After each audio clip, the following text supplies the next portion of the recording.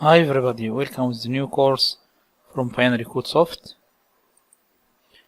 We'll describe how to use Excel VBA, Visual Basic for Application, to build database can use in stores, accounting, HR resources, management. In the start, we will configure Excel to create VBA code. Like this, open Excel, new workbook, then click File,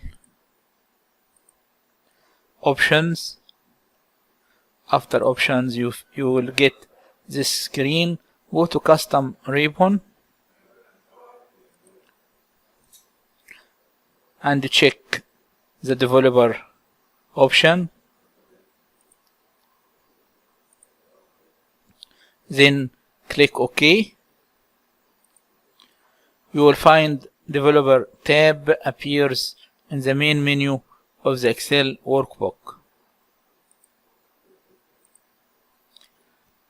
We will describe each items and all icons of VBA code in the next lecture. Thank you. This is the end of part 1. I'm Khushuwai.